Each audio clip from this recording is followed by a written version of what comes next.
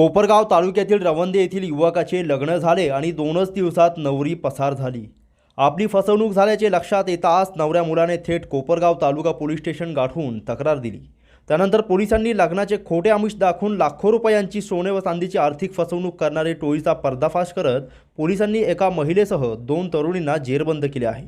तर 3 आरोपी फरार झाले आहे। कोपरगाव तालुका पोलिसांच्या वतीने फरार आरोपींचा शोध सुरू आहे।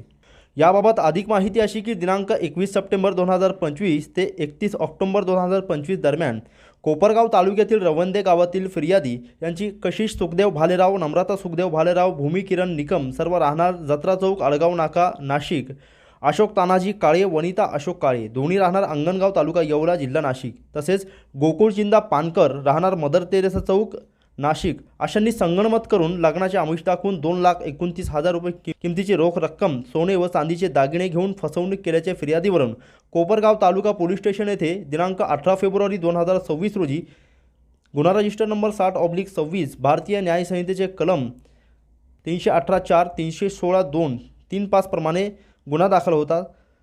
सदर गुन्ह्याचा तपास वरिष्ठांच्या मार्गदर्शनाखाली करीत असताना आरोपी क्रमांक 1 ते 3 यांचा आळगाव नाका जिल्हा नाशिक येथे तपास केला असता त्यांना शिताफीने ताब्यात घेतले होते। आरोपींना माननीय न्यायालयासमोर हजर करून त्यांची पोलीस कोठडी रिमांड घेण्यात आली होती।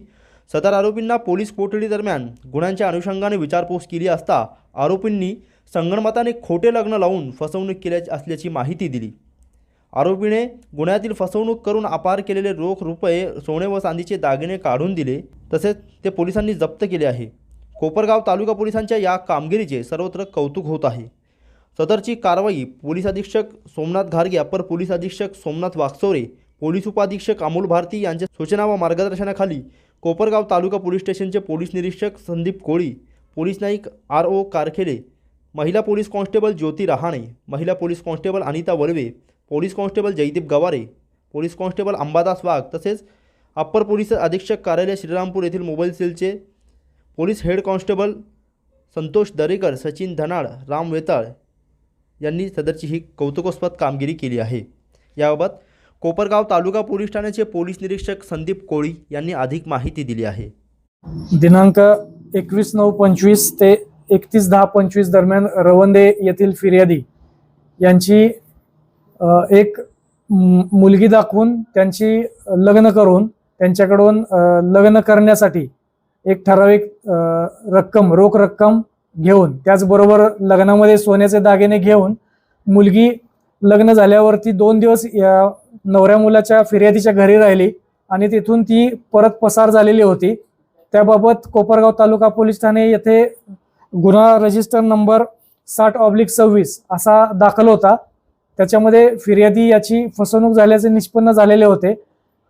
आपण सदर गुन्ह्याचा तपास पोलीस नाईक कारखेले करत असताना त्यांना गोपनीय बातमीदाराकडून माहिती मिळाली की सदरचे आरोपी हे नाशिक येथील आहेत।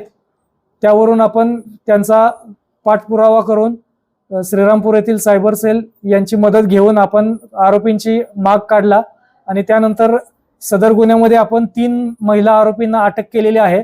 सदर गुन्ह्यामध्ये एकूण 6 आरोपींचा समावेश होता, त्यापैकी आपण 3 महिला आरोपी अटक केलेले आहेत आणि सदर गुन्ह्यातील 2,29,000 अशी रोख रक्कम त्याचबरोबर सोन्याचे आणि चांदीचे दागिने असे अपार करण्यात आलेले होते। फसवणूक केलेली होती फिर्यादीची।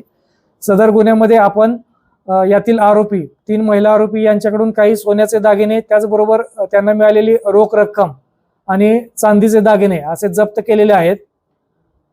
कोपरगाव तालुका पोलीस स्टेशनच्या वतीने सर्व नागरिकांना आवाहन करण्यात येत आहे की आपण ज्यावेळेला एखादी मुलगी पाहता आणि आपण त्यानंतर लग्न करता, लग्न जमवता, त्यावेळेला थोडी आपण पडताळणी करूनच त्याबाबतची खात्री झाल्यावरच आपण सदर विवाह करावा, जेणेकरून भविष्यामध्ये अशी होणारी फसवणूक आणि आर्थिक फसवणूक जी आहे ती मोठ्या प्रमाणात होत असते आणि फिर्यादीला व इतर ज्यांची फसवणूक झालेली आहे त्यांना मानसिक त्रासाला सामोरं जावं लागतं।